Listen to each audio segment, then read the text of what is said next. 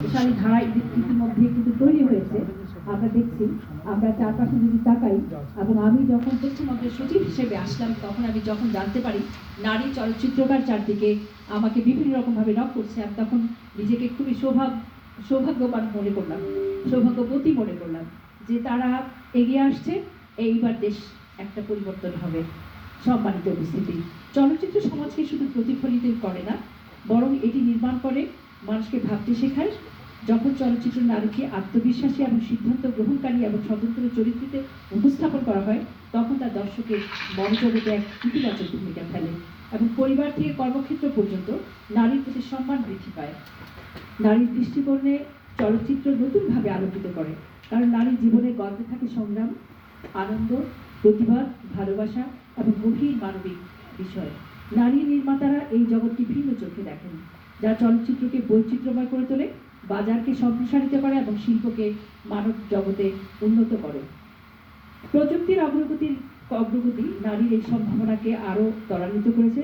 একটি স্মার্টফোন কিংবা একটি ডিজিটাল সরঞ্জাম দিয়ে নারীরা শর্ট ফিল্ম তৈরি করছে। আমার সাথে অনেক নারী উদ্যোক্তার নারী চলচ্চিত্রকারের পরিচয় আছে, তারা ছোট্ট ছোট্ট করে শর্ট ফিল্ম বানাচ্ছে শুধুমাত্র একটি স্মার্টফোন দিয়ে।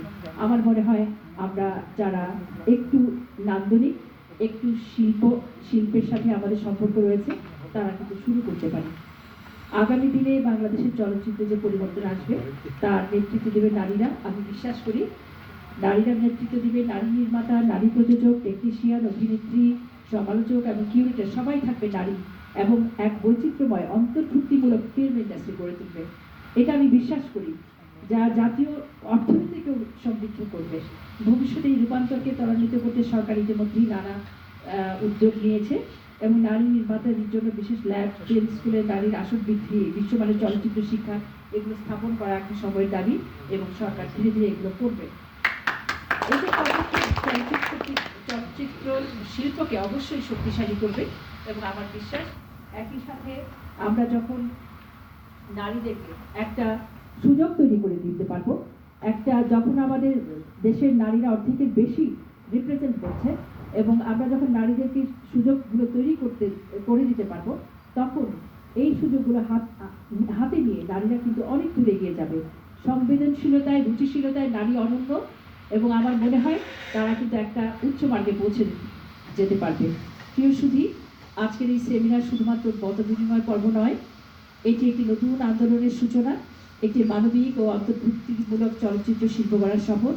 আমরা দৃঢ়ভাবে বিশ্বাস করি চলচ্চিত্রে নারীর অংশগ্রহণ বাড়বে, আমাদের যত বাড়বে তত গল্পগুলো হবে বাস্তবমুখী, সৃজনশীলতায় আলো এবং মানবিকতার শক্তি আগামী দিনের চলচ্চিত্রকে একটি উচ্চ মার্গে নিয়ে যাবে। একটি আত্মবিশ্বাসী তরুণের হাতে ক্যামেরা যেমন নতুন দৃষ্টিভঙ্গির জন্ম দেয়, তেমনি নারীর উপস্থিতি পুরুষ শিল্পকে সংবেদনশীল এবং দায়িত্বশীল করে তোলে। নারী সবসময় দায়িত্বশীল এবং নারী প্রগতিশীল, নারী এগিয়ে চলে, নারী কারো বাধা মানে না, এবং নারী যখন এগিয়ে যায় তখন নারীকে অবদমিত করা একটা সবসময় দেখা যায় যে একটা প্রচেষ্টা চলে, কিন্তু তারপরও নারীরা কিন্তু এগিয়ে চলছে। তাদের যত বাধা, যত বিপত্তি সত্ত্বেও নারীরা কিন্তু অনেক দূর এগিয়েছে, এবং আজকের নারীরা অনেক দূর যাওয়ার স্বপ্ন দেখে।